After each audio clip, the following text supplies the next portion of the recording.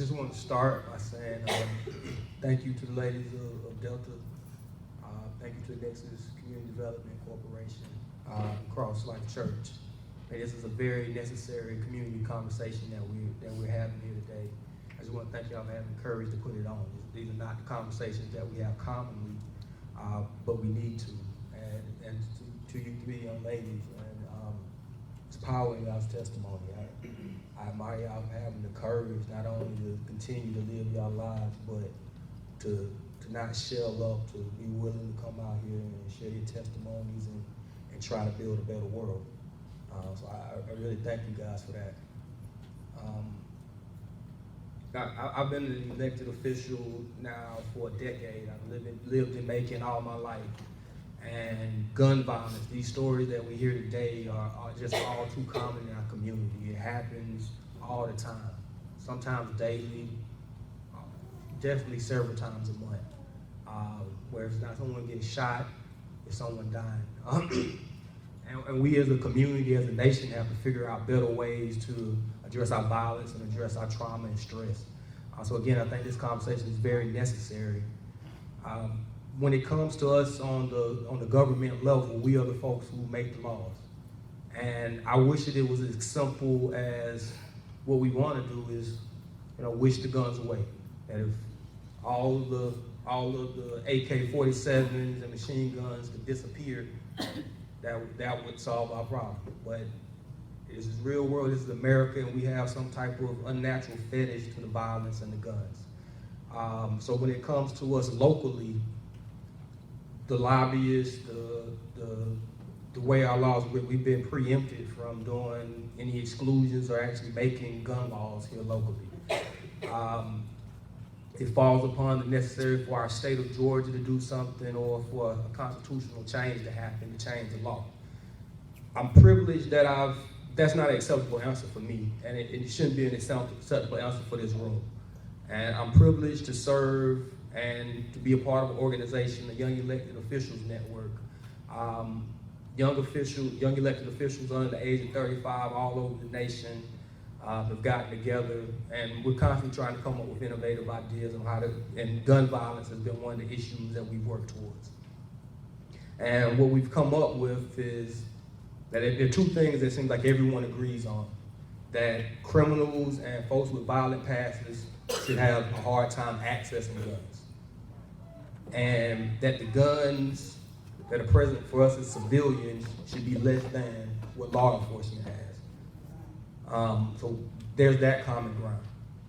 And the way that we feel as though we're gonna best enforce this is through the purpose. This is capitalism. The reason that we can't stop the guns is because of money. Well, governments, the city of Macon, the DEA, the GBI, the FBI, Warner Robins Air Force Base, in general, are the biggest purchasers of guns in the country. Little Macon, Georgia, since consolidation, we've spent $350,000 buying Glocks, right? Which is not a small amount of money, not including the ammunition and everything else that goes into it. And when you combine that with this region, we actually have power if we ask for things. So again, the young elected officials, about 60 cities all over the nation, we've gotten together and we began writing letters, doing requests for information.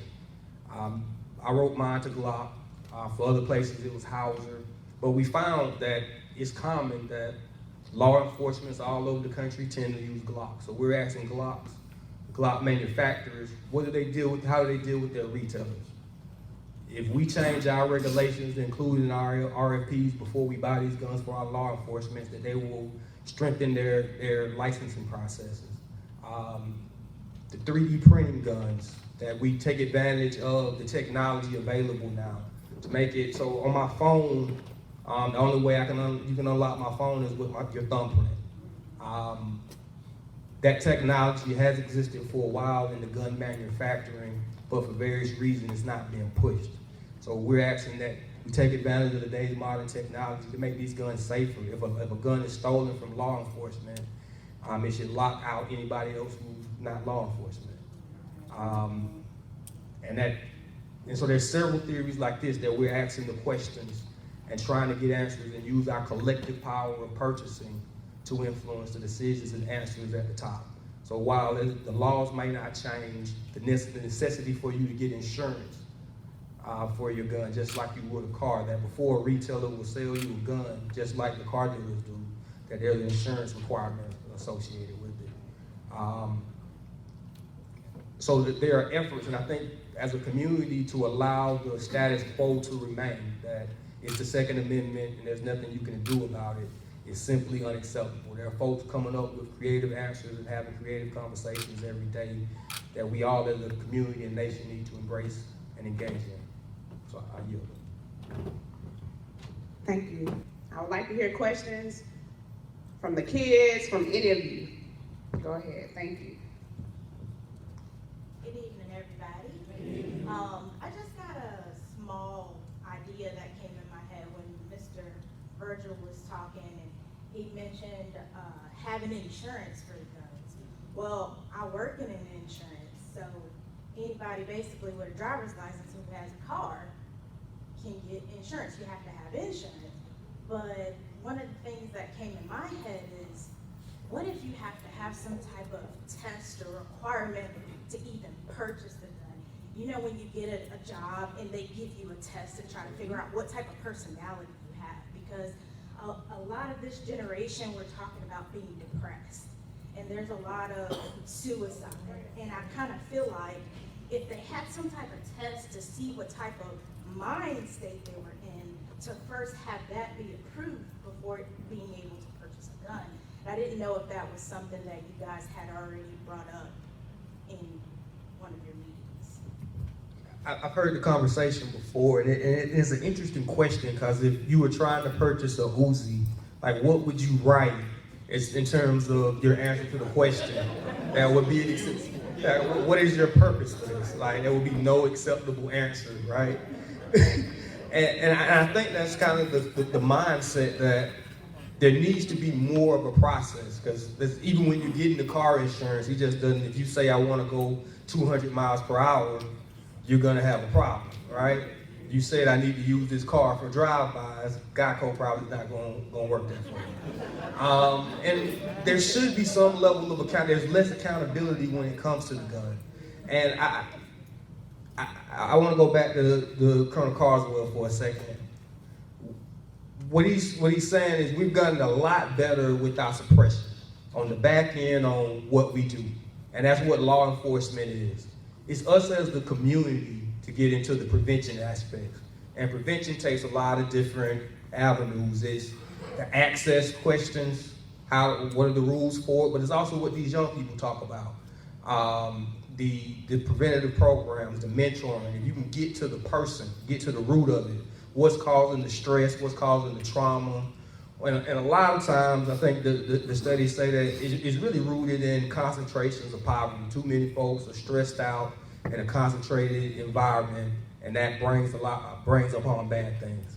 And that it partly falls back on the government. We try to support you by providing recreation facilities, after-school programs.